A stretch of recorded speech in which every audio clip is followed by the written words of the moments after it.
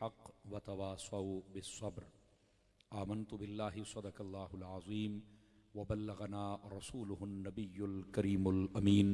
इन्नल्लाह व मलाइकतहु युसल्लूना अलन नबी या अय्युहल्लज़ीना आमनू सल्लू अलैहि व सल्लिमू तस्लीमा।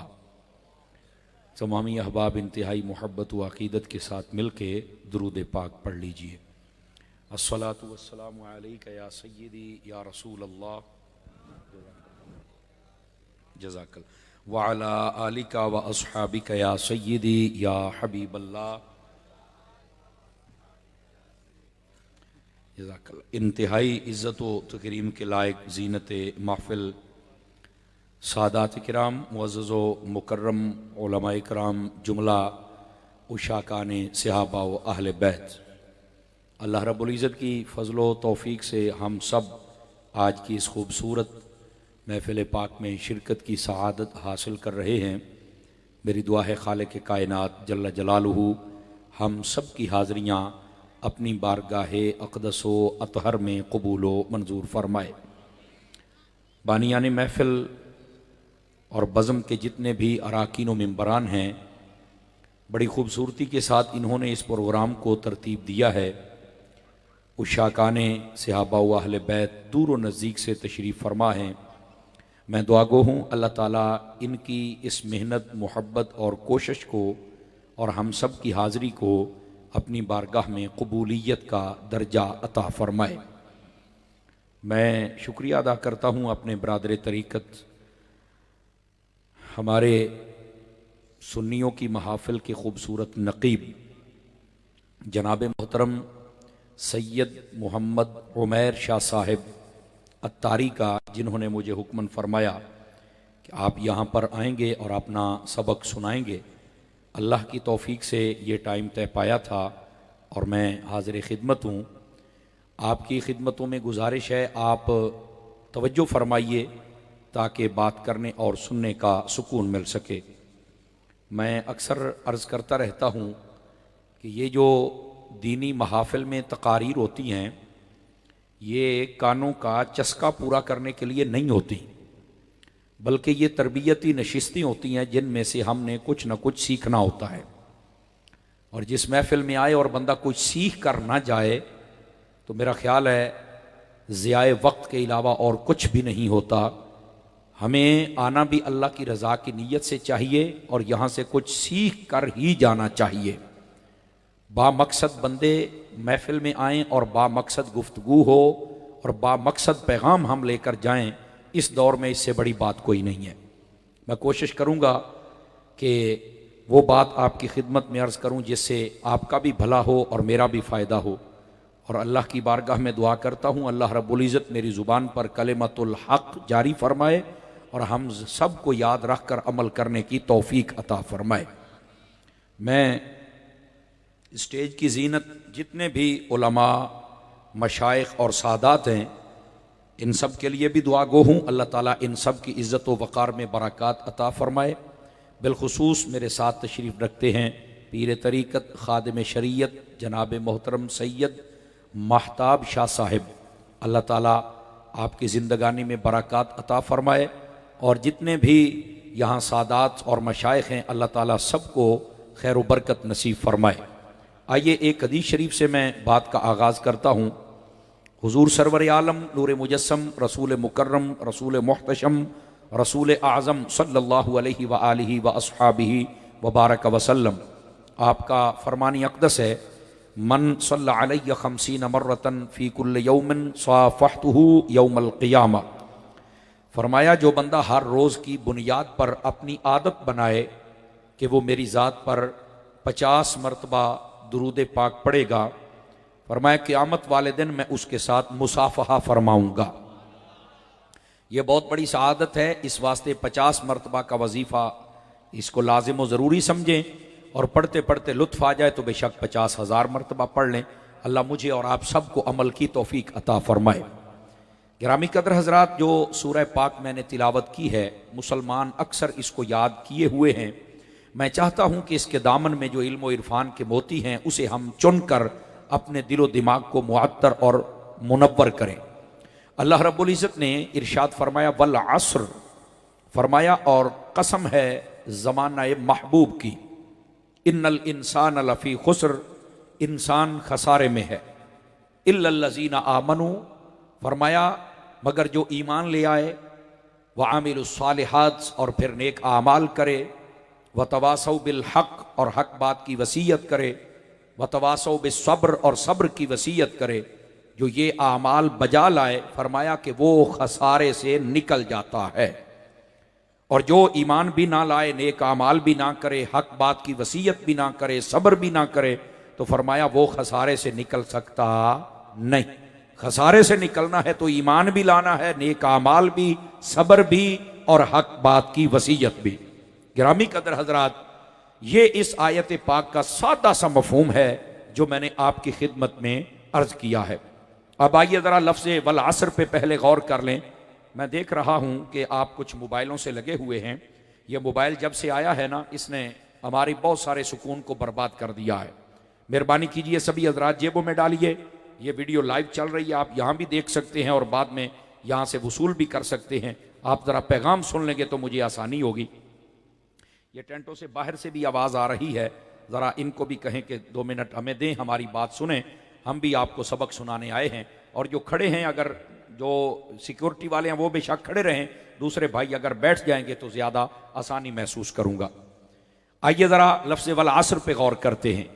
लफ्ज़ वल असर, इसके शुरू में जो वाव है, ये वाव कसमिया है, कसम की वाव है, अल्लाह ने कसम उठाई है। इसके बाद है अल असर। ये जो लफ्ज़ वल असर है, उलमा ने इब्तदाअन इसके 3 मानी बयान फरमाए हैं। लफ्ज़ वल असर का एक माना है वक्त असर, लफ्ज़ असर का एक माना है नमाज असर। ये जो मुराद लिया गया है उलमा ने, मैं वो बयान कर रहा हूं। और एक इससे मुराद है ज़माना महबूब। समझ आ रही है मेरी बात की?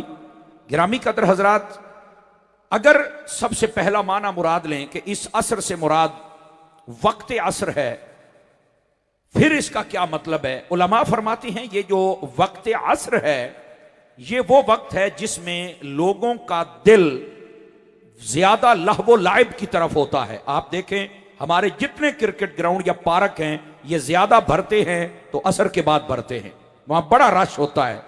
तो फरमाया वक्त असर की कसम इसलिए जिक्र फरमाई कि लोग इस बात की तरफ तवज्जो करें कि हमारा ये खेल कूद का वक्त नहीं है, बल्कि इस वक्त में हमें कुछ और भी करना है। और वो क्या करना है?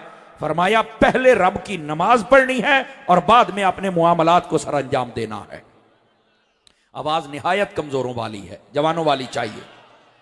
दूसरी बात फरमाया इससे मुराद नमाज असर है। और अगर नमाज असर मुराद ली जाए तो फिर क्या मतलब है? फरमाया कि नमाज असर की अहमियत दूसरी नमाजों से ज्यादा बयान की गई है। सारी नमाजें शान वाली हैं, लेकिन नमाज असर की अहमियत ज्यादा है। का वो कैसे? फरमाया कुरान में दलील है, हाफिजू अलस्सलावाति वस्सलातिल वुस्ता। फरमाया सारी नमाजों की हिफाजत करो, मगर जो असर की नमाज यानी दरमियानी नमाज है, इसकी जरा ज्यादा हिफाजत करो। वो कैसे? देखिए, लफ्ज वुस्ता आया है जिसका तर्जमा तमाम उलमाए तफसीर ने असर की नमाज किया है। फजर, जोहर, असर, मगरिब, इशा 5 नमाजें हैं। आप 2 इधर कर दें और 2 इधर कर दें, ये फजर जोहर, ये मगरिब इशा, बीच में कौन सी बच गई? असर। ये जो दरमियान में नमाज आती है, इसको नमाज वुस्ता कहते हैं, और ये नमाज वुस्ता असर की नमाज ही बनती है। उलमा फरमाते हैं एक और तरीका भी है इसको समझने का। कहा वो कैसे? फरमाया देखिए, 4 रकातों वाली जितनी नमाजें हैं उनको शुमार कीजिए। जोहर, असर, इशा, ये 3 नमाजें हैं जिनमें 4 रकातें फर्ज की पढ़ी जाती हैं। तो फरमाया जोहर, असर, इशा, जोहर को इधर कर दे, इशा को इधर कर दे, तो दरमियान में कौन सी आ गई? आवाज बहुत कमजोरों वाली है, जवानों की नहीं है जनाब। ठीक है, तो ये जो दरमियानी नमाज है, ये नमाज असर है। अच्छा, एक और माना भी उलमा ने बयान किया कि दरमियानी नमाज का क्या मतलब है। 5 हूं तो दरमियानी असर, अगर 4 रकातों वाली 3 मुराद ली जाए तो दरमियानी असर। और फरमाया कि अगर रकातों के एतबार से देखा जाए तो फिर भी दरमियानी असर ही बनती है। कहा वो कैसे? फरमाया इसकी पहली 4 सुन्नतें गैर मुअक्कदा हैं, पढ़ लो तो सवाब है, ना पढ़ो तो गुनाह कोई नहीं, सिर्फ 4 फर्ज, आओ पढ़ो फारे। आवाज कमजोरों वाली है आप हजरात की, समझ आ रही है? फजर में भी 4 हैं पर 2 अलग हैं, 2 अलग हैं, समझ आई है? उनकी अहमियत अलग है, उनकी अलग है। फजर की सुन्नतें आप छोड़ नहीं सकते। फरमाया यहां तक रिवायत का मफहूम है, साहिब बार शरीयत ने लिखा, फरमाया अगर तुम्हें इस बात का खौफ हो कि तुम्हारे ऊपर से घोड़े गुजर जाएंगे तो फरमाया इसके बावजूद तुम फजर की सुन्नतें नहीं छोड़ सकते हो। आवाज बहुत कमजोरों वाली है, इतना टाइम हुआ नहीं है, आप तो शहर कराची में बैठे हैं ना, तो आप तो इस वक्त ज्यादा जागने के आदी हैं। हमारे पंजाब में इस वक्त तो आधी नींद भी पूरी हो जाती है, लेकिन अगर आप जाग रहे हैं तो फिर जागने का सबूत दीजिए ना। समझ आ रही है? तो दोस्ताने गिरामी, जो बात मैं आपकी खिदमत में अर्ज कर रहा हूं इसको जरा ध्यान के साथ सुनिए। तो ये जो नमाज फजर की सुन्नतें हैं, इनको बाज़ उलमा ने करीब बवाजिब लिखा है, ये आप नहीं छोड़ सकते, बल्कि यहां तक ये मसला मौजूद है और रिवायात सहिया में मौजूद है। फरमाया अगर आपको पता है कि हमारा इमाम सलाम फेरने से पहले पहले हमें यह मौका मिल जाएगा कि हम सुन्नतें पढ़ के शरीक हो सकते हैं, तो फरमाया पहले सुन्नतें पढ़नी पड़ेंगी, फिर आप जमात में शरीक हो सकते हैं।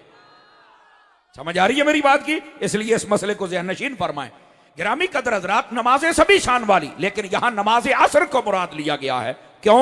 इसलिए कि यह दरमियानी नमाज है। और यहां उलमा ने एक और बात भी लिखी है, फरमाते हैं कि नमाज असर की अहमियत इसलिए भी ज्यादा है, अमूमी तौर पर जब असर का वक्त होता है ना, तो बंदे का दिल, अगर वो जिम्मेदार हो तो वो अपने फसलों से काम काज समेट के कहता है चलो भाई अब शहर का और घर का रुख करते हैं। दुकान वाला हो तो वो शहर में काम करता है, तो देहातों को निकलना, तो असर के बाद कहता है भाई जल्दी जल्दी सामान समेटो और मगरिब और ईशा तक मैं घर पहुंच जाऊं। इसी तरह उसको घर के पैगाम याद होते हैं कि आज बच्चों के लिए ये लेके जाना है, ये लेके जाना है, ये लेके जाना है। अपने पैसे भी जरा समेटने होते हैं और जरा ठिकाने लगाने होते हैं कि रास्ते में कोई यार लोग ना मिल जाएं और वो गिफ्ट ही ना ले जाएं। समझ तो रहे होंगे ना आप हजरात, गिरामी कदर हजरात। तो अब ये वक्त ऐसा होता है कि जब बंदे का दिल बसा औकात अपनी फसलों में है, बसा औकात अपने मालो दौलत में है, बसा औकात खेल कूद की जानिब है और बसा औकात अपने बीवी बच्चों की जानिब है। फरमाया ये वक्त वो है जिसमें बंदे का दिल कई चीजों की तरफ होता है। इस वक्त की अहमियत इसलिए बयान की गई, अब पता चलेगा कि किसका दिल बीवी बच्चों की तरफ जाता है, किसका दिल अपनी फसलों की तरफ जाता है, किसका अपने मालो दौलत की तरफ जाता है, किसका खेल कूद की तरफ जाता है, और कौन है जो अपने सारे टाइम को निकाल कर अपने रब को सजदा भी करता है। आवाज समझ आ रही है आप हजरात को?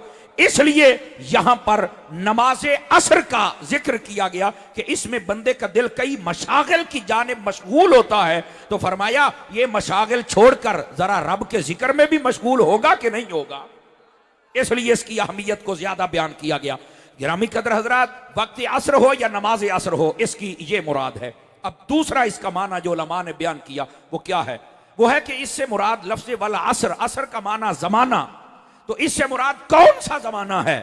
फरमाया ये बात सुनकर ये आपको खुशी होगी, फरमाया ये जो जमाना है ना, जिस जमाने की कसम उठाई है, उसी के जमाने की कसम है जिसकी जुल्फों की कसम है।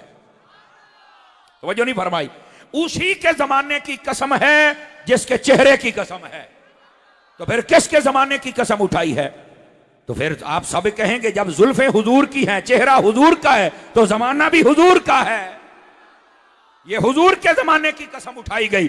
और तेरे और मेरे सैयदी आला हजरत इमाम अहमद रजा फाजिल बरेलवी रहमतुल्लाह अलैह, आपने भी फरमाया कि यहां जमाना मुस्तफा की कसम उठाई जा रही है। और सुनिए आप जितने हजरात बैठे हैं, ये जमाना मुस्तफा की कसम क्यों उठाई गई? इसलिए फरमाया कि यह जमाना सारे जमानों से बेहतरीन जमाना है। क्यों? मेरे आका ने फरमाया खैरुल कुरून करनी, फरमाया बेहतरीन जमाना मेरा जमाना है। जब मेरे आका ने फरमा दिया कि बेहतरीन जमाना मेरा है, तो फिर तो बात ही खत्म हो गई। अब यहां पर उम्मती और मोहब्बत वाला हो तो वो सवाल करता ही नहीं, लेकिन कुछ हकायक होते हैं जिनको बयान करने से दिल की दुनिया मजीद मजबूत हो जाती है। नबी पाक सल्लल्लाहु अलैहि वसल्लम का जो जमाना है वो इतना अजीम क्यों है? मैं आपको पहले एक मेडिकली तहकीक बताता हूं, फिर आगे चलता हूं। आपने देखा होगा डॉक्टर हजरात जब किसी को कहते हैं वॉक करो, तो वो कहते हैं फजर के बाद जरा जो सुबह का टाइम होता है ना, उसमें को आधा घंटा पौना घंटा या घंटा आप वॉक किया करें। ऐसे कहते हैं कि नहीं कहते, बताइए जरा। और आपने देखा होगा सैर करने वाले करते भी ज्यादा सुबह कोई हैं, शाम के वक्त जो करते हैं ना वो सैर नहीं करते, बस वो तमाशे के लिए जाते हैं। अक्सर लोग मादरत के साथ चंद होते होंगे जो शाम के वक्त सैर करते हैं, वरना नहीं, सैर सुबह के वक्त करते हैं। और डॉक्टरों से पूछा जाए कि सुबह का वक्त क्यों, अगर कोई मेडिकल से ताल्लुक रखने वाला बंदा है तो वो इस बात की तस्दीक करेगा। वो कहते हैं सुबह का टाइम बड़ा मौजू और मुनासिब है। क्यों? फरमाते इसलिए कि उस वक्त पूरे माहौल में डस्ट नहीं होती, जिसको गट्टा कहते हैं वो नहीं होता। तो जब इंसान सांस लेता है तो अच्छी हवा और फजा वो बंदे के जब अंदर जाती है तो बंदे का जिगर और मैदा और दिल और फेफड़े वो अपनी ताजगी महसूस करते हैं और सारी चीजें अपना असल काम करना शुरू कर देती हैं। ये हमारी मेडिकल की तहकीक है। लेकिन आप चूंकि जानते हैं कि हम मजहबी लोग हैं, लोग अपनी मेडिकल का लोहा तो मनवा लेते हैं, लेकिन हमारे पास अगरचे ये आलात नहीं है, पर सदके जाऊं अल्लाह के वलियों पर, उन्होंने ये सारे मसले पहले हल कर दिए हैं। वो कहते हैं कि ये जो लोग सुबह के वक्त उठ के इबादत करते हैं, अल्लाह का जिक्र करते हैं, और आपको पता है ना कि जब सुबह के वक्त कोई दुकान खोले तो हर दुकानदार की ख्वाहिश होती है कोई अच्छा बंदा मेरे दुकान पर पहला ग्राहक बन के आए, जिसको हमारे यहां बूनी कहते हैं कि वो अच्छी हो जाए। ठीक है, कोई लड़ाई झगड़े वाला, फड्डा डालने वाला, कोई सौदा ना लेने वाला, देख दिखा के भागने वाला ना हो, अच्छा बंदा है, ताकि जरा इब्तदा अच्छी हो जाए तो फिर बाकी मुआमलात भी अच्छे। ऐसे चाहत होती है ना। तो कहा इस बात को अगर ज़हन में रखा जाए, सूफिया कहते हैं जो सुबह का टाइम इतना अच्छा है, इंसान अगर उसमें सांस ले और थोड़ा वॉक करे, सैर करे, तो ये वक्त उसके लिए इतना अच्छा क्यों है? कहा तुम्हारी साइंस ये बता रही है कि इसमें डस्ट नहीं होती, लेकिन हकीकत कुछ और भी है। इनके आलात जहां तक जाते हैं ये देख रहे हैं। फरमाया वो वक्त इसलिए अच्छा होता है कि उस वक्त में जितने शराबी, जितने जिनाई बदकार, जितने डाकू, जितने 2 नंबर बंदे वो सोए हुए होते हैं। उस वक्त जागने वाले अल्लाह के नेक बंदे, तिलावत करने वाले, तस्बीह करने वाले, नमाज पढ़ने वाले नेक होते हैं। उनका वजूद जब हवा उनसे टकराकर उनकी सांसें लेकर ये पूरी फजा में जाती है तो उन नेकों की बरकत की वजह से ये हवा भी बरकत वाली होती है। जो उठ के सांस लेता है अल्लाह उसे भी शिफा। जो बंदा वुजू करे और वुजू अच्छा करे, सही तरीके से करे, और उसके बाद वो दूसरा कलमा पढ़ ले, फरमाया अल्लाह ताला उसके लिए महबूब किया। लेकिन यहां पर एक सवाल वारिद होता है, जमाना महबूब इतना ही अजीम है? मैंने कहा जी हां, सूफिया के नुक्ते से समझ, जिस वक्त नेक बंदे का वजूद मौजूद हो उसके साथ हवा टकराए तो वो सबसे आला है। तो जिस वक्त मेरे मुस्तफा के वजूद के साथ हवा टकराती होगी, बता वो कितना आला वक्त होगा? बता, तुम्हें यह मसला को नहीं समझ आया? कहते हैं आ गया है। तो मैंने कहा दूसरी बात, मेरे आका ने फरमाया सबसे बेहतरीन जमाना मेरा जमाना है।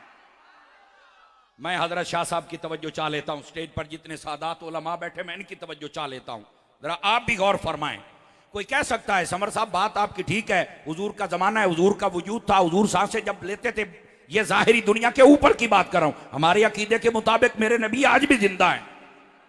हाँ, कोई भूल में ना रहे, बरज़खी जिंदगी आज भी उन्हें हासिल है। जब चाहें, जिस पे चाहें, जितना चाहें कर्म करके जा भी सकते हैं और उसे अपने पास बुला भी सकते हैं, ये कोई भूल में ना रहे। लेकिन मैं जाहिरी जिस्म जो मौजूद था दुनिया पर में उसकी बात कर रहा हूं। कहते ये तो बरकत है, ठीक है, लेकिन यार वो जमाना तो आज का जमाना बड़ा फर्क है। उस वक्त जहाज नहीं था, आजकल जहाज आ गए। उस वक्त मोबाइल नहीं था, आजकल मोबाइल आ गए। उस वक्त नेट नहीं था, आजकल नेट आ गए।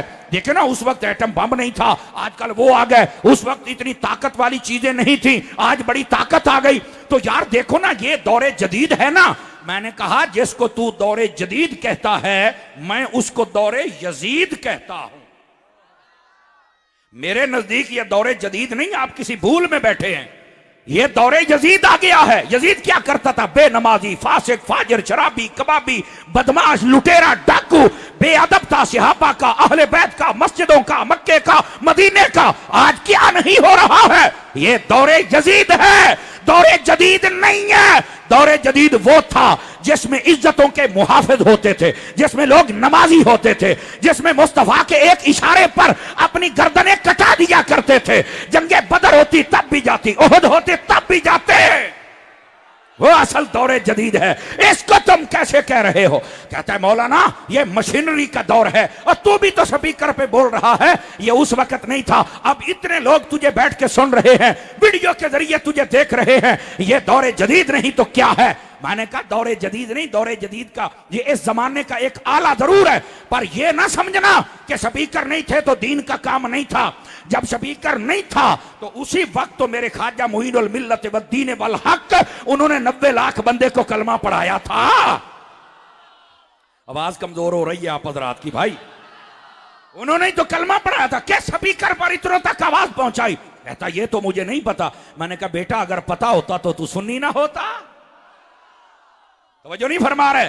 मैंने कहा तू आज स्पीकरों की बात करता है, मेरे सैयदी व सनदी और सैयदुना गौसे आजम अब्दुल कादिर जीला हमें जहाजों के ताने देने वाले। पता तुम्हें जहाज पर कैसे बिठाया जाता है? 2 घंटे पहले बुलाया जाता, तुझे बाहरले मुल्क जाना तो 4 घंटे पहले तेरी तलाशी होती है, हैं? लाख रुपया देता है, फिर तुझे कोई करीब जाने देता है, फिर बोर्डिंग करते हैं, फिर तुझे बिठाते हैं और फिर बांधते हैं। शुक्र कर यहां से कहीं यहां से नहीं बांधते। तो जो नहीं फरमा रहे, थोड़ा सा आईना भी तो दिखाऊं ना। और फिर तू बैठा भी कैबिन में होता है, और फिर जो जहाज होता है आपको पता है ये कितनी रफ्तार से उड़ता है? जमीनी रफ्तार 850 किलोमीटर फी घंटा की रफ्तार से जहाज उड़ता है। बड़ी फ्लाइट हो तो 1000 किलोमीटर की रफ्तार से भी उड़ सकता है। अब तवज्जो नहीं फरमा रहे। ये छोटे बड़े जहाजों का भी फर्क हो जाता है, जैसे मेहरान और जीएलआई का फर्क है। तो बोलो तो सही ना यार, है ये मसला भी समझाना होता है ना आपको। तो जहाज की बड़ी रफ्तार है, तुम कैबिन में बैठे हो, बंधे हुए हो, और बड़े आसान अंदाज के साथ इस दौर में जहाज है। मैंने कहा बाबा आपने कभी किसी से पूछा साइंटिस्ट से कि जहाज पे जब बैठते हैं तो केबिन में क्यों है? कभी खुले जहाज में भी बैठो? कह रहा है नहीं, ये जो इंसान है ना ये हवा की रफ्तार बर्दाश्त नहीं कर सकता।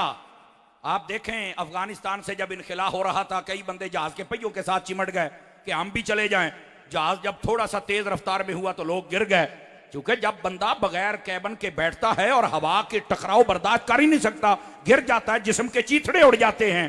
तो इतनी जगहों पे बैठकर क्या कमाल है?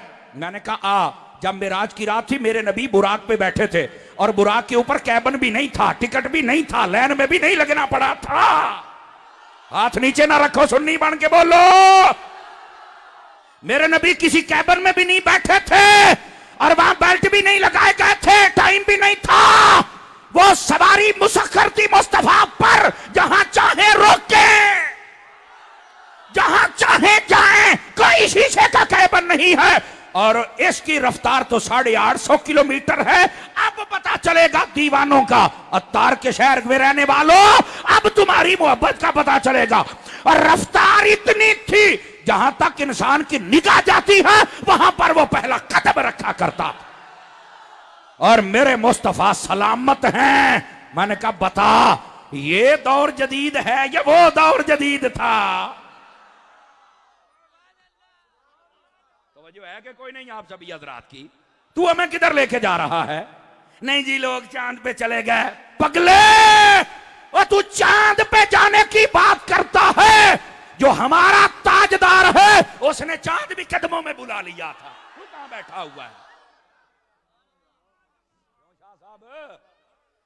समझ आ रही है? तो तू किस दौर की बातें करता है? यह जमाना महबूब की कसम है, और ये है जमाना महबूब। हमें इसी पर ब्लैक, उस वक्त तो मोबाइल नहीं होता था। मैं पंजाबी के ना छणकने, ये पंजाबी का एक लफ्ज है, कई पंजाबी बैठे हैं, मैंने कहा चलो ये भी खुश हो जाएंगे। ओ छणकने तेन इस गल की कोई समझ नहीं आई। कहा क्या हुआ है? मोबाइल से करते क्या हो? कहते हम राब्ता कर लेते, अब तो वीडियो कॉल भी है, पता चल जाता है वहां क्या हो रहा है। और बसों का खुफिया कैमरे हूं तो सारी इत्तला भी ले लेते हैं।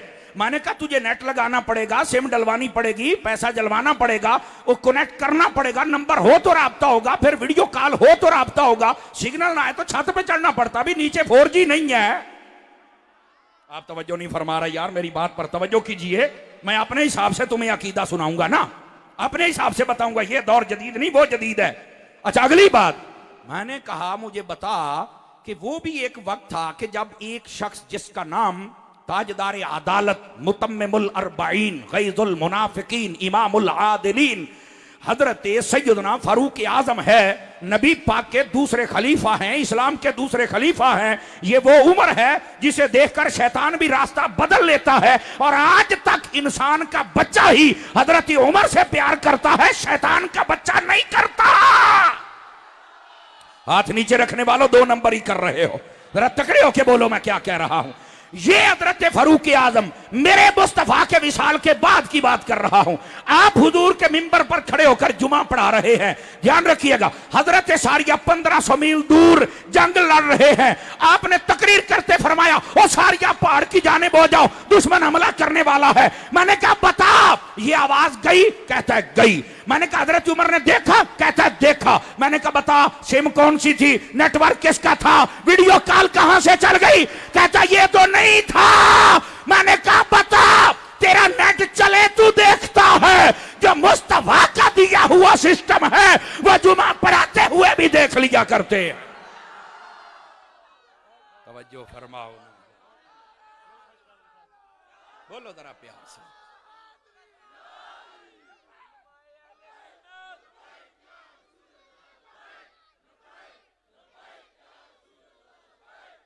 भाई गूंगे बंदे को छुट्टी है, जिसकी जुबान है लब्बैक का नारा खुल के लगाए।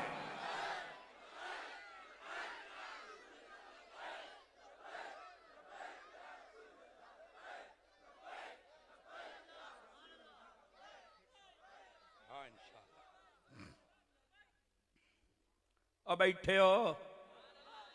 मैंने कहा पूछ ही लेना, बैठे हो? हाँ, हमें ये ताना देने वाले, चल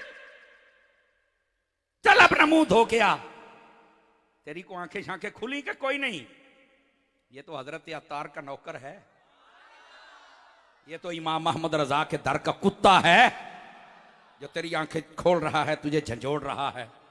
और जितने आशिक हैं यकीन करो, पहले तुम्हारा सीना इतना चौड़ा था, अब इतना चौड़ा हो गया। क्या बात है, तुम क्या समझते हो? उस दौर में ये नहीं था, ये नहीं था, ये नहीं था।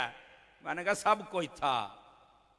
उस दौर में जो सबसे बड़ी चीज थी वो गैरत थी, जो आज के दौर में नजर नहीं आती है। क्यों हजरत जी तुम हमें ताने देते हो? उस दौर में ये तो कह रहा जी आजकल तो बड़ी भारी भरकम मशीनें हैं जो वजन उठाती हैं, तो तब मैंने कहा पगले तूने पढ़ा ही क्या है? नबी पाक एक जंग में थे, सामान ज्यादा बच गया, बादों ने लिखा है 5 चादरें, बादों ने लिखा 5 ऊंटों के बराबर वो सारा था सामान, 5 ऊंटों पे पूरा आना था। हुजूर ने फरमाया जितने बच गए सारियां चादर जरा मिला के बांधो, बांधी। फरमाया सामान एक में रखो सब। इतना बड़ा वो जनाब एक गट्ठा बन गया, कौन उठाएगा? आपने नजर दौड़ाई, आपने फरमाया तू उठाएगा। नाम था कैस। और जब करीब बुलाया तो बिल्कुल सेहत कमजोर थी, फरमाया तू उठाएगा। उसने कहा हुजूर आपने कह दिया तो मैं नीचे सर दे देता हूं, आपने क्या जो दिया है? फरमाया निरा सर नहीं, तू अपने आप को कमजोर ना समझ। आपने फरमाया तू तो सफीना है, उसका असली नाम लोग भूल गए, नाम ही सफीना पड़ गया। वो 5 या 7 ऊंटों के बराबर सामान को सर पे उठा के ऐसे जा रहा है, लगता है सर पे है ही कुछ नहीं। तो मैंने पूछा ये ताकत कहां से आई? बादाम खाए थे, अखरोट खाए थे? कहा नहीं, ये ताकतें इधर से नहीं आती, ताकतें मुस्तफा देते हैं।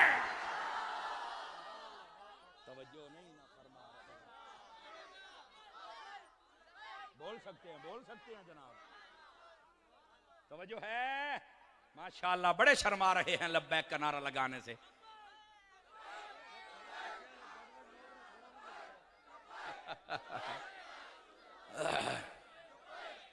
तवज्जो भाई तवज्जो। शाह साहब कह रहे हैं पीछे वाले लोग बड़े थोड़ा सा सुस्ती शिकार हैं। पीछे वाले 2 तरह के हैं मेरी मालूमात के मुताबिक, एक हमारी कुर्सियों के पीछे हैं और एक उधर पीछे हैं। अब कौन से पीछे वालों को कहा ये शाह साहब तयन कर सकते हैं, या फिर दोनों ही बोल ले?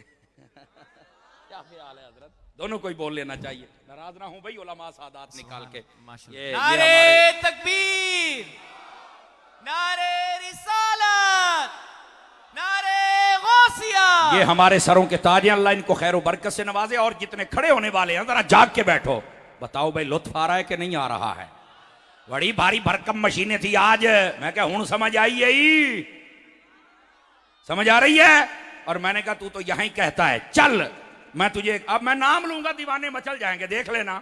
जिन्हों के हाथ बंधे वो भी खोल लेंगे, वो पता है ये तुम्हें तो इश्क की बस चिंगारी लगाने की जरूरत है। मैंने कहा एक किला वो था जिसका नाम खैबर था, उठाने वाला वो था जिसका नाम अली था। सुभान अल्लाह। नहीं तवज्जो फरमा रहे। ये देखो हजरत अत्तार का मुरीद है और नारा हैदरी कितने जोश से लगा रहा है, नारा हैदरी। बाज ऐसे कई अजहल हैं, जाहिल नहीं। ओ खलो एक मिनट मदीने जावे। कई ऐसे जाहिल हैं जो कहते हैं ये ना हजरत अली से प्यार नहीं करते। अब मैं आख्या ओ बंगी चरसी और नशई, तू हमें ये ताना देता है। अपनी अकल का इलाज करा। फैजान अली मस्जिद तेरे बाप ने नहीं बनाई, मेरे मुर्शिद ने बनाई। अगर तू इतना मुहिब होता तो बना लेता ना। ड्रामे करता है, ब्लैकमेल करता है लोगों को। अब तेरी फक्की बिकने वाली नहीं है, दुकान उसी की चलेगी जो सामने अहमद रजा का नाम लिखे। हाँ, वरना हशर वही होगा जो दाता दरबार पे हुआ है। समझ आ रही है ना। हमारे बुजुर्ग कब्रों में भी तसर्रुफ फरमाते हैं। जिनको नहीं ना समझ आ रही थी उनको फिर समझाया है, यहां से पकड़ के ना उनके जमीर को झंझोड़ा है। हाँ, अपनी औकात से बाहर ना जाओ। सारी ये जाति हमारे नाम पे खाते रहे हो और अब हराम कर रहे हो। शर्म करो, मसलक के साथ गद्दारी ना करो। मसलक की पीठ में छुरा घोंपने वाला कभी इज्जत नहीं पा सकता।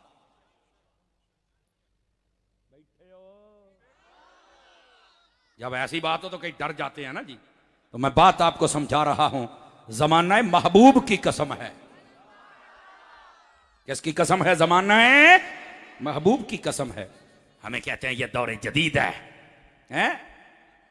गिरामी कदर हज़रात, हमें दौरे जदीद की बात न बता, हमें बात बतानी है तो दौरे हबीब की बात बता, ताकि ये लोग जुड़ जाएं उस दौर के साथ। हमने इन चीजों को नाजायज और हराम तो नहीं ना कहा, पर ये क्या समझता है कि ये चीजें आ गई तो वो उस दौर से आगे चले गए? नहीं। खैरुल कुरून कर्नी, और मैं बेहतरीन जमाना मेरा जमाना है। और यहां पर भी अगर आप इजाजत दें तो जो मुहद्दिसीन कराम ने नुक्ता दिया है, मैं उन्हीं का फैजान आपको दे सकता हूं। करनी, थोड़ा सा गौर करना है। करनी, इसमें 4 लफ्ज है, काफ, रे, नून, ये। करनी, काफ, रा, नून, या। फरमाया कि क्या कहना चाहते हो? मुहद्दिसीन कराम ने कमाल कर दिया। वो फरमाते हैं कि 4 यारों का जो जमाना है ना, हजरत सिद्दीक का, हजरत उमर का, हजरत उस्मान का, हजरत अली का। फरमाया लफ्ज सिद्दीक लिखो तो आखिर में काफ आती है, यह भी ज़हन में रखो। लफ्ज उमर लिखो तो आखिर में रे आती है, इसको ज़हन में रखो। लफ्ज उस्मान लिखो तो आखिर में नून आती है, इसको ज़हन में रखो। लफ्ज अली लिखो तो आखिर में ये आती है, इसको ज़हन में रखो। ये काफ सिद्दीक की, रे उमर की, नून उस्मान की, ये अली की। करनी, फरमाया जो 4 यारों का जमाना है, करनी, अगर इसका पर्दा हटाया जाए तो नीचे से 4 यार निकल आते हैं। अल्लाह आपको खैर बरकत से नवाजे।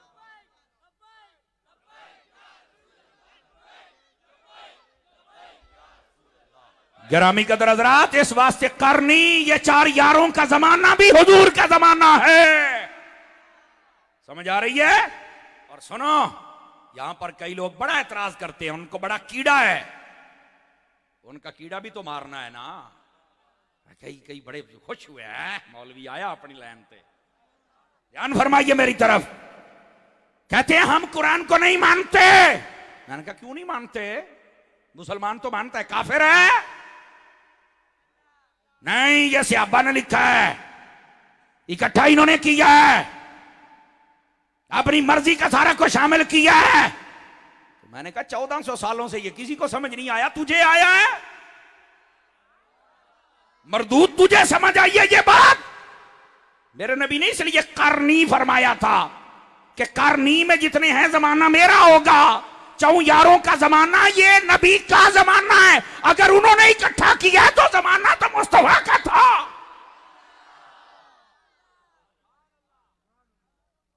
और जो कुरान का मुनकिर हो जाए, इंडिया में था ना वसीम, और सोशल मीडिया देखने वालों तकड़े हो जाओ, कहता है कुरान मजीद की 28 आयतें निकाल दो। अब गधे, कुरान मजीद में चेंजिंग तो यजीद नहीं कर सका था, और राफजी कुत्ते तो कैसे कर सकता है? और रब ने सजा कैसे दी है? ठीक 6 माह के बाद मुर्तद और काफिर हो गया, हिंदू हो गया है, हिंदू। जिस जिसको इसका पता है हाथ खड़ा करके मुझे बताओ, देखा सोशल मीडिया? हाँ, उसका नाम रखा है, वो हिंदू हो गया है। खुदा के बंदो समझो, कुरान का मुनकिर हो और काफिर ना हो के मरे, ये कैसे हो सकता है? और सहाबा कराम पर इल्जाम ना लगाओ। तुम्हें पता है ये कुरान ऐसे नहीं जमा हुआ। हजरात उलमा बैठे, मैं सब की तवज्जो चालूं, सादात की तवज्जो चालूं। कुरान की एक एक आयत जब आती थी ना, आप कभी इकरा बिस्मि रब्बिकल्लज़ी खलक़ इसकी तफसीर पढ़ के देखें। हाँ, जब आती थी तो आका करीम खुद फरमाते थे, ये आयत फुलां सूरत के साथ मिला दो, ये फुलां के साथ मिला दो, ये फुलां के साथ मिला दो। मैंने कहा ये सारा मिलाना तो मेरे नबी बता के गए थे। तो कहा नबी के जमाने में तो किताबी शक्ल नहीं थी, ये तो सहाबा ने लिखी है। तो मैंने कहा वजह भी तो लिखी है ना। एक जंग में 700 हाफिज कुरान सहाबी शहीद हो गए। उन्होंने कहा अगर ऐसे ही होता रहा तो ये सीनों में जो है अगर वही बहुत हो गए तो कुरान आगे कैसे चलेगा? तो फरमाया क्या करें? हजरत उस्मान गनी ने कहा इस सब को तरतीब दिया जाए, किताबी शक्ल दे दे, ताकि कयामत की सुबह तक आने वाले लोगों तक ये कुरान मजीद मौजूद रहे। ये वजह है। ये तरतीब तो सारी मेरे हुजूर बता के गए हैं, ये आयत फलां, ये फलां, ये फलां वहां रख दो। तो मैंने कहा आज भी वही है, एक जेर से जबर नहीं बदल सकती। तू किसी भूल में है बच्चा। आ जरा हजरत इमाम अहमद रजा के गुलामों के पास बैठ, ये तेरे दिल की आंखें भी खोल के रख देंगे। समझ आ रही है? और अगली बात भी तवज्जो तलब, जब अल्लाह ने फरमाया इन्ना नहनु नज़्ज़लना ज़िक्र व इन्ना लहू लहाफ़िज़ून, हम इसकी हिफाजत करेंगे जिसको नाज़िल हमने किया है। तो हिफाजत जब रब करेगा तो फिर सहाबा कराम इसको बदल सकते हैं? बताओ, बोलो ना। कमाल वाली बात है। वो कैसे बदलेगा? तो कोई भी नहीं बदल सकता, नहीं बदल सकता, नहीं बदल सकता। ये तो सहाबा का एहसान है कि किताबी शक्ल में हमें तोहफा अता फरमा दिया है। समझ आ रही है? और सिर्फ यहां तक बात नहीं है, इस बात को थोड़ा सा मैं मोबाइल से निकल भी बैठे, जल्दी कर ऊपर देख मेरी तरफ, बड़ी महंगी तकरीर कर रहा हूं। और बड़ा दूर सफर करके आया हूं। मैं कराची वालों तुमसे इसलिए भी मोहब्बत करता हूं कि तुम मेरे मुर्शिद के शहर के रहने वाले हो। समझ आ रही है? इस वास्ते आप जरा थोड़ा सा ध्यान फरमाया करें। दोस्तानी अजीज, ये जो कुरान मजीद बुरहान रशीद है ना, इसके बारे में शुकूक व शुबात पैदा करने की कोई जरूरत नहीं है। ये कल भी हक था, ये आज भी हक है। अगर ये कुरान हक ना होता ना तो नेज़े पे चढ़ पे कभी मेरा लजपाल हुसैन ना पढ़ता। समझ आ रही है? इस वास्ते अपने ज़हन से शक शुबे निकाल दे। और आओ, जो बात मैं आपकी खिदमत में कहना चाहता हूं इसको जरा समझने की कोशिश कीजिए। महबूब पाक सल्लल्लाहु अलैहि वसल्लम, आपका ज़माना अक़दस उसी की कसम है, और वही असल तरक्की का दौर था। वही दौर था जिसके अंदर महबूब पाक ने वो आला तालीम याफ्ता, आज आला तालीम याफ्ता किसे कहते हैं? जो वकील पढ़ जाए आला तालीम। मैंने कहा वाकई आला है। उन पूरी कौम को चूना जो लगाना है, नाराज ना हूं, इल्ला इल्ला माशाल्लाह, शायद कोई सही हो, जो सही है वकील ठीक है, बाकी आला तालीम। मैं क्या आला नहीं, कोट काला तालीम। मठे बोलो कि देखो सोना ना लवे। ये कौन सी आला तालीम है? डॉक्टर बन गए आला तालीम, आके अस्पताल में नौकरी कम करता है, वहां बैठा रहता है, चल सुबह देखेंगे, शाम को मेरे आ जाना क्लिनिक पर, और वहां पर चूरा रखा हुआ है, आने वाले का गुर्दा ही निकाल लेते। खुदा का खौफ करो, ये आला तालीम है। मास्टर लग गया, प्रोफेसर लग गया, स्कूल में नहीं पढ़ाता, कहता है ट्यूशन होम सेंटर मैंने खोला हुआ, उधर आ जाओ। तो मैंने कहा वो हराम की तनख्वाह देते हैं।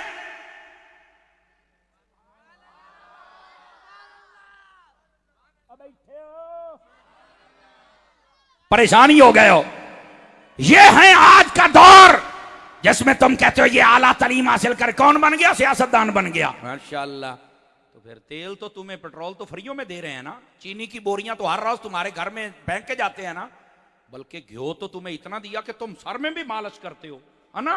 अल्लाहु अकबर, सुभान अल्लाह। रोटियां तो पका के दे के जाता है ना। ये सोया हुआ जगा रहा हूं, अल्लाह करके जाग जाए। कहते हैं बाबा ऐसा तो कुछ भी नहीं, ये तो मुंह का लुकमा भी छीन रहा है। तो मैंने कहा ये वो है जो आला तालीम, ये बाहर से पढ़ के आए, और बार भेजो, शाबाश, जल्दी करो, 2-4 और भेजो ताकि बाकी का भी छीन ले। यहां निजाम मुस्तफा होता, आज हर घर में खुदा की कसम अल्लाह की रहमत बरस रही होती। एक मिनट लब्बैक का नारा हम मिल के लगाएंगे। ये लब्बैक वाले मोहब्बत वाले लोग हैं, मेरी बात लिख लें। हमारा कसूर ये है हम नबी के नाम पे अंगूठे चूम लेते हैं पर नबी के नाम पे लगाते नहीं हैं, ये हमारा कसूर है। अगर कोई नबी के नाम पे आए तो फिर अंगूठा लगाओगे तो तभी तुम्हारी खैर होगी। लब्बैक वालों ने कोशिश तो बड़ी की है, अलग बात है कि अभी कुछ डब्बे ही भगा लिए जाते हैं, छुपा लिए जाते हैं, लेकिन कोई नहीं, आप अपना हिस्सा तो डालें ना। हिस्सा डालेंगे ना तो चलो लग जाएगा पता। हिस्सा तुम डाल के देख लो, फिर देखना। अब जो मैं कहता हूं महफिल मिलाद में जाता है तो लंगर लेके जाता है, खुद भी खाता है, बच्चों के लिए भी ले जाता है। अभी तो महफिल घंटा बैठा है तो इतना लंगर है, तो जिस वक्त सारा निजाम ही हुजूर के आशिकों का आ गया तो लंगर तो तेरे घर जाएगा। तवज्जो नहीं फरमा रहे आप हजरात, तवज्जो नहीं फरमा रहे। समझ आ रही है? ये आपको बातें कईयों को बहुत है, मौलवी कैसे मुल्क चला सकते हैं। मैंने कहा बेटा ये सिर्फ 300 साल की गेम है, इससे पीछे काम ही सारा मौलवियों का था। जाहिल तो 300 साल से आए हैं। आपने तवज्जो नहीं फरमाई मेरी बात पर। नहीं जी, कोई दरबारी मुल्ला उनके साथ भी हैं उनको तो पराठो चाहिए, उनके तो प्रोटोकॉल का कीड़ा है। और क्या है? शायद को गैरतमंद हो, अगर गैरत होती ना तो आज यहां पर यह निजाम ऐसे ना चलाते। कोई तो खड़ा होकर पार्लियामेंट में कहता कि यार कुरान मजीद के अलावा कोई फैसला नहीं होगा। ये कुरान की बात ही नहीं करते, अपने हम कानून बनाएंगे। कमाल वाली बात है। ये सारे छिल्ले मुच्छे मुन्ने ये 2 नंबर ये कानून बनाएंगे। कानून बना दिया है मेरे रब ने जो बनाना था। तुम कानून बनाते हो अपने आप को बचाने के लिए, सिर्फ अवाम के गले पर छुरा चलाने के लिए। अल्लाह तुम्हें गैरत अता कर। समझ आ रही है? इस वास्ते हुजूर का जमाना ही तो सबसे आला जमाना। नबी पाक ने जिनको तैयार किया था ना, ऐसी तालीम, निगाह डाली, अबू बकर बना दिया, उमर बना दिया, उस्मान बना दिया, अली बना दिया, हसन हुसैन बना दिया, तलहा जुबैर बना दिया, अबू हुरैरा बना दिया। ये है वो जमाना, ये है आला तालीम वाला जमाना। अब हमें बता रहे हैं कि ये जमाने नहीं, उस जमाने में छड़ परे यार। खुदा के बंदो तुम्हें क्या पता कि वो जमाना क्या। अब समझ आइए, हुजूर का जमाना ही सब जमानों से अफजल भी है, आला भी है। अल्लाह ताला बस हमें समझने की तौफीक अता कर दे। बात कहीं दूर न चली जाए। मैं यहां लगे हाथों एक और बात, अहले स्टेज जितने बैठे हैं तवज्जो। खुदा की कसम, नबी पाक सल्लल्लाहु अलैहि वसल्लम का जब जमाना तशरीफ लाया ना, हर किस्म की बुतों को आपने तोड़ा, बुत परस्तों को अल्लाह की तौहीद की दावत दी, रब को सजदा करवाया। ऐसा ही है ना जी? लड़ाइयां खत्म की, झगड़े खत्म किए। आपने शराब को हराम करार दिया। कुरान मजीद में हुक्म आ गया, शराबें खत्म हो गई, नाच गाना तवायपुण हर चीज खत्म हो गई। ऐसा ही है ना? लेकिन मैं पूछना चाहता हूं संजीदा फिक्र बंदों से, सऊदी अरब के अंदर 4-5 दिन पहले या 6 दिन पहले नाच गाना हुआ, वहां पर जो इंडिया के कुल कंजर बुलाए गए, मस्जिद नबी को ताले लगे हुए हैं, मस्जिद हराम बंद है, वहां मास्क है, वहां पीछे हट जाओ, ओए होए होए कोरोना आ गया। जहां लाख बंदा इकट्ठा हुआ और औरतों ने बुर्के तक उतारे और स्कर्टें पहनी, वहां पर खड़े होकर नाच रही हैं। तरक्की के नाम पर शराबें पी गई, बदकारियों का निजाम खोला गया। ये सारा कुछ क्यों नहीं नजर आता? ये वो धरती है जहां पर वही आती थी। गैरतमंद बंदा बोल सकता है, जिसमें गैरत की रत्ती है वो बोले, दूसरे बंदे से मेरा कलाम नहीं है। किधर गए वो लोग जो कल तक कहते थे जो सऊदीया में होता है ठीक है, आप बताओ ये ठीक है? और सुनो ये किस शहर में हुआ? ये नजद में हुआ जिसको आज रियाज कहते हैं। ये वही नजद है जिसके बारे में मेरे हुजूर ने दुआ नहीं फरमाई थी। आपको अल्लाह ने जो इल्म गैब दिया उसके जरिए से आपने फरमाया नजद के लिए मैं दुआ नहीं कर सकता क्योंकि यहां से शैतान का सींग निकलेगा। आज देख लो वहां कोई कुरान खान नहीं गया, वहां गया है तो सलमान खान गया है। कुरान खान वहां नहीं जा सकते, वहां कुरान की महफिल नहीं हुई, वहां तो नाच गाना हुआ और वो जनाब अदाकाराएं नाच रही हैं, जिस्म की नुमाइश हो रही है, शराबें चल रही हैं, कोई पूछने वाला नहीं है। इसको तुम तरक्की का दौर कहते हो? यह हिजाज की सरजमीन की तौहीन की जा रही है। मक्के और मदीने के नाम पर लोगों को धोखा न दो, सबको मुसलमानों को वहां आम आने जाने की इजाजत दो। ये डोज लगवाओ तो आओ, ये लगवाओ तो आओ, ऐसे आओ तो आओ, ऐसे आओ तो आओ। खुदा का खौफ करो, अगर वहां कोरोना नहीं तो मक्के में कैसे है? और मैं पूछना चाहता हूं वो काले मुंह वाला, वो जो रोजा रसूल पे खड़े होकर लोगों को रोकता था यहां ये शिर्क है, ये शिर्क है, ये हराम है, ये हराम है, मैं पूछना चाहता हूं ओए जानवर, ओ निकल बाहर, किस बिल में चला गया? निकल, आप भी वीडियो बना। ओ मौलवी तौसीफ और रहमान, ओ किधर है? ओ काबे की मस्जिद में नमाज पढ़ाने वालों जिसको लोग इमामे काबा कहते हैं, ओ किधर है?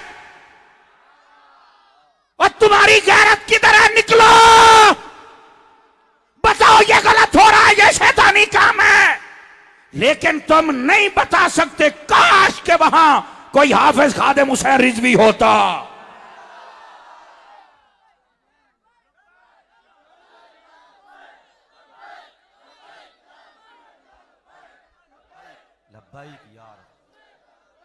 नारे हैदरी उलमाए अहले सुन्नत। बैठे हो, बैठे रहे ना। किधर हैं वो लोग? कोई बोला? चुप। ओ दरबारी मौलवियों, ओए हुकूमत की तनख्वाहों पे पलने वालों, किधर हो? तुम्हारी जबानें गुम हो गई। हक अदा करो, हक। लेकिन जो टुकड़े खाते हैं वो कुछ नहीं करेंगे। जिनका खाएं उन्हीं के गाएं, हम जिनका खा रहे हैं उन्हीं के गीत गा रहे। और फिर अगली बात, हजरात उलमा की तवज्जो चाह लेता हूं। तबलीगी जमात पर पाबंदी लग गई।